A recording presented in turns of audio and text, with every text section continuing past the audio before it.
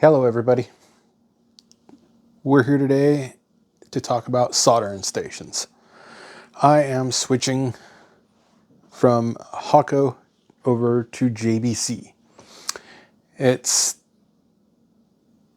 been a bit of a tough decision whether I want to do it or not.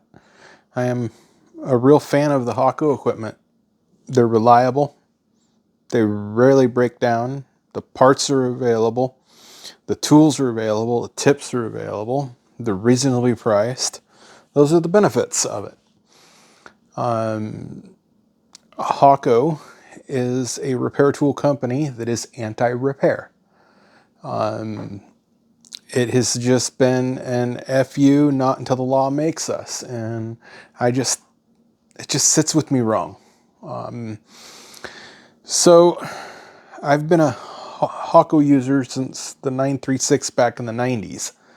So I've had one JBC tool in the past, and they rubbed me the wrong way really hard.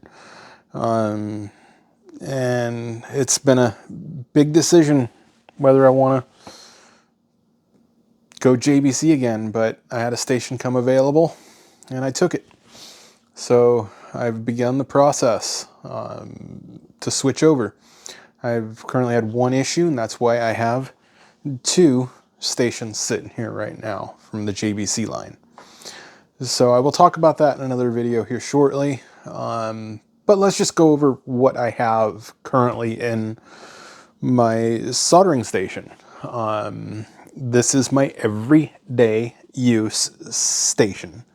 I have a FT700 tip cleaner. Wonderful, well built, all metal. I have two FM-203s. I used to have four FM-202s. And this really makes it a nice compact system. I have the C1492 desolder control box, which is pneumatic. I really like the pneumatics.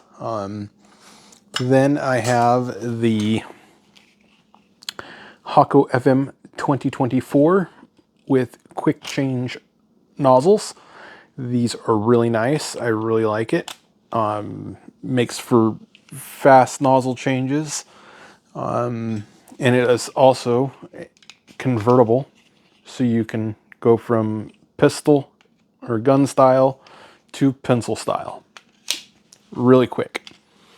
Then I have the least used tool, which is the FM-2022 parallel removers. This don't get used that much. I don't do a lot of big stuff. Then we have one of the most used tools, which is the FM-2023. These little tweezers are really nice. You can go from where it holds the part and you open it to release the part to the tips. They're really nice.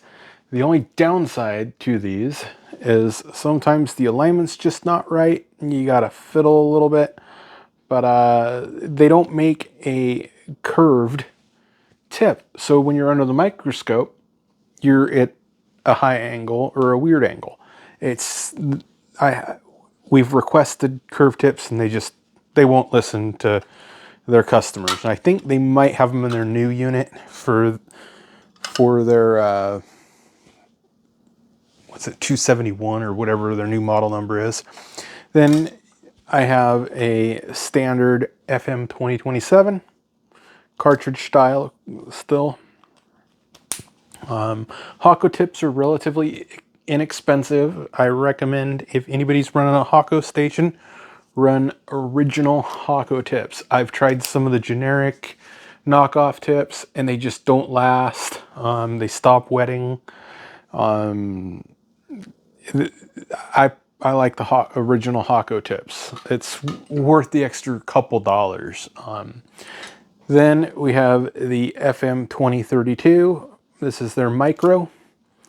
This is a really nice unit. I use this a lot. So these are my two main tools that I use. I don't do a lot of through-hole stuff anymore, so that's what this is for. It does come in handy for cleaning some larger surface mount pads if you don't want to, if you're working on an older surface mount board and you don't want to risk lifting a pad with solder wick. You can come in here. I modified a nozzle, used a file and put a little line in it, and you can go there and suck up all the solder on the pad real quick, and that comes in handy for that. So the FM-203s are a really heavy duty unit. They're simple, no frills, 7-segment display. They're very basic on the inside. Now you have the JBC. I did a disassembly and reassembly of the, can't remember off the top of my head. It is a CLMB-A Senior tip cleaner. That's a pretty nice unit. Very well built. Can't wait to get my brushes for it and give it a try. But nobody gives you a side-by-side comparison of the tools. So I'm going to do that real quick here. This is Hakko's standard FM-2027, and this is JBC's comparable unit, which is the T245.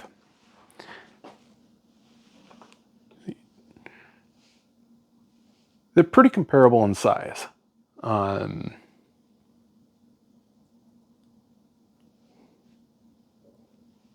So I wish I had a tweezer or could find a video of the tweezers. I would really like to know the size difference between the Hakko and the JBC before I go out and purchase them.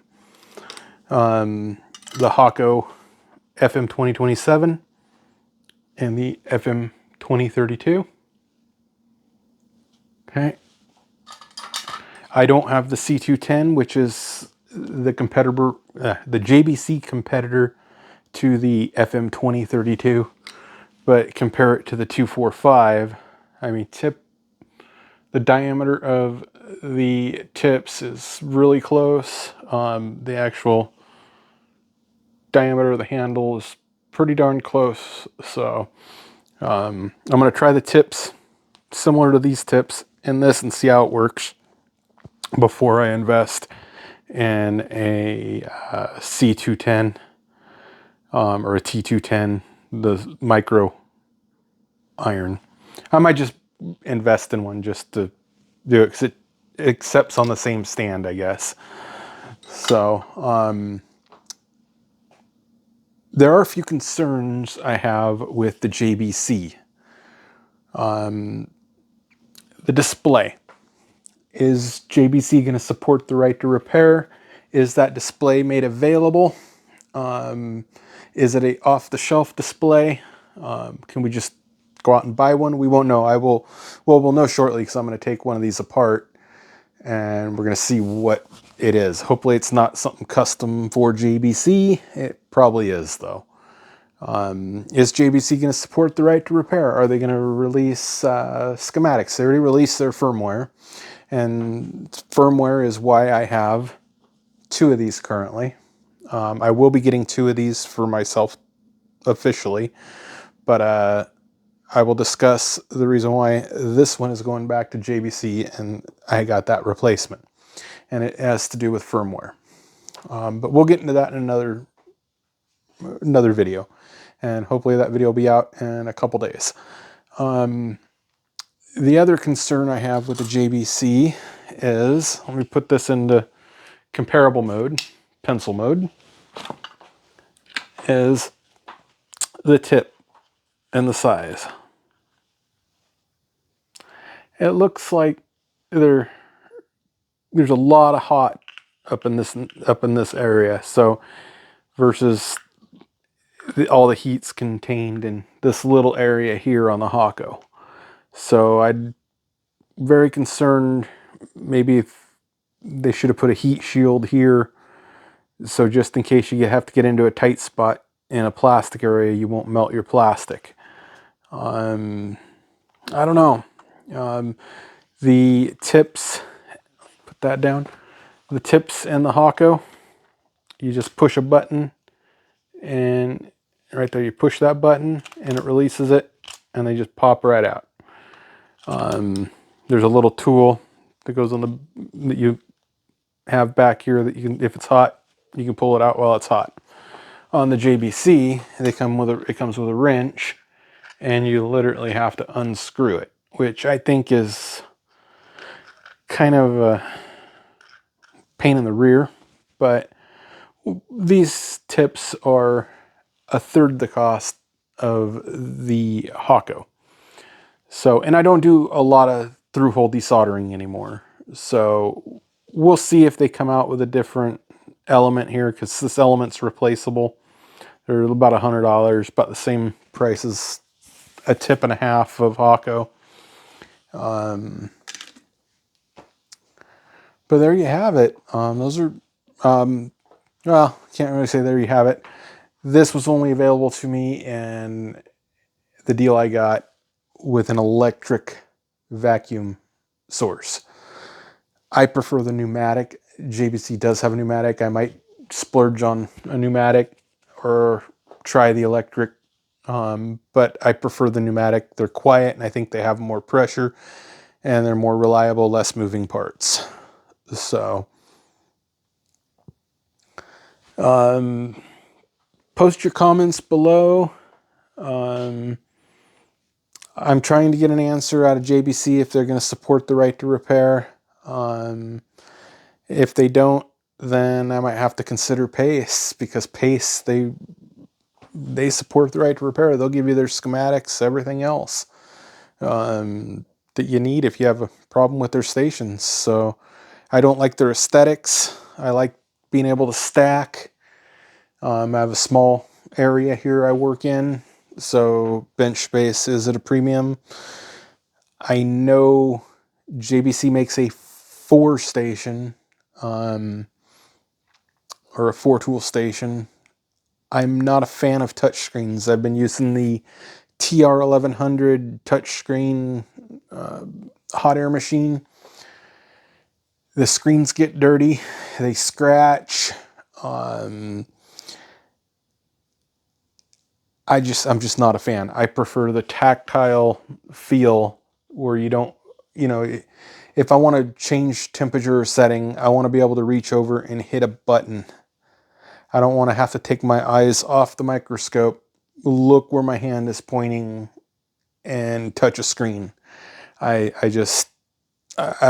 like muscle memory feel. I know in this, I have the keys disabled, so you just hold the button and then you can change your temperature. No problem, real quick. JBC's nice because you can just change your temperature. You're not locked out by any button press or hold. So I like that. So I can't get with doing a touch screen. I also like to be able to separate my station. Say if I'm working on something through hole on one job, I can separate the station and set it up on another bench for through hole, and then still keep my surface mount tweezers and micro iron and one in my main section. So I'm going to do the same thing with the JBC. I'm going to have two tools, and I'm going to have it set up the exact same, so it gets a fair shot, fair review. I'm going to order the comparable tips that I use currently on the JBC, and I'm going to give it a fair shot. I just wish they would answer the right to repair question. Silence is better than an FU, not until the law makes us. Trying to think anything else on these two stations. I can't think of anything.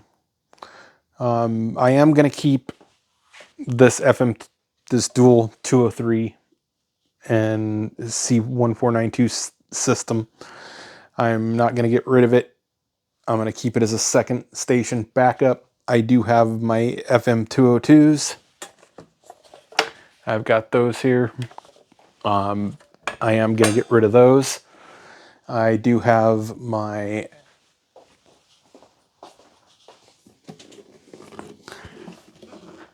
FM-205. That's going away. I don't need this many backup stations. I've got extra hand pieces in the Hakko. But this is not a low-cost transition. This transition's going to cost a pretty penny here. Hopefully it's worth it. Hopefully the issue I had back in 2009-10 with JBC, hopefully those don't happen again. So far, the situation with this system, they've done really well. I'm a little concerned on what they did. Like I said, I will discuss that in another video, but they did take care of it. And I am reassured by my local sales rep that if anybody has the exact same issue, they will take care of it. So we will talk about that in another video. So like and subscribe, and you'll hopefully get that notification when I post that video. And I will answer questions and comments below. I appreciate you watching me for, 16, 17 minutes here. Rambling about soldering stations. So far I'm pretty impressed with the build quality of the JBC. But I am a Hakko fanboy.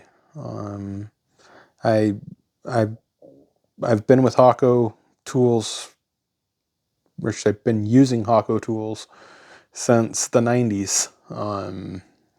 Like I said, I had one bad experience with JBC on a hot air station, and that just soured me hard on JBC. For the money you pay, you should get top-notch, first-class red carpet service from them. Compared to Hakko, Hakko's, it looks like a toy. What do they call it? Little Tykes or something. But they're not toys. They're a real capable soldering station. I recommend them to anybody. Even the older FM-202s are great machines. The FM-202s will run all these hand tools. It's just difference between the FM-202 and the FM-203 is the 203's two tools with sleep. The FM-202 is one tool with no sleep.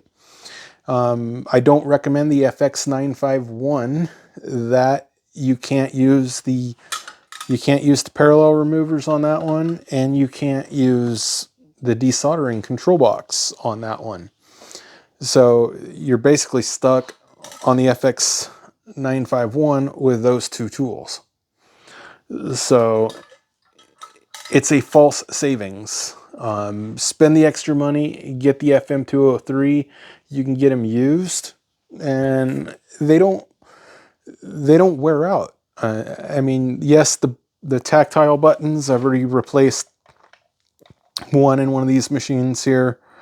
I think it was the star button, because you have to push it and hold it. When you have the key disabled, that's a drawback of disabling the key, is you put a lot of extra wear on that button. So the thermal paste from the factory, it dries out. You'll want to open it up, pop the heat sinks off, pop the board out, dust it, clean it every year or so. Check that thermal paste, make sure the heat transfer's good, and they'll last. It's with any tool, you need to maintain it and take care of it. And as long as you keep up on the maintenance and the care, these things last for a long, long time. Trying to think. Let's see. I haven't had that much experience with the JBC yet because I haven't really got to set it up and mess with it much. But I'm going to try to clear my head from my issues in 2009, 2010 and give it a fair shake here. And hopefully it performs. Hopefully they can get back to me on the right to repair, parts availability. You know, my main concern is the LCD display, because LCD displays, they wear out and they fail. Are they going to be available? Can I purchase a couple for the future? You know, I don't expect JBC to carry parts forever. Can I buy 3 or 4 of them at a reasonable cost and stick them in a shelf somewhere that I can forget about 10 years from now? And if I have a display go out, I'll have one. I don't know. Those are the questions that I have. Are they going to release the schematics for it? In case something happens, we can repair it. Don't know. So I'm going to end this video here. It's what, 4 a.m. I couldn't sleep. So thank you for watching. Hope you guys have a good day.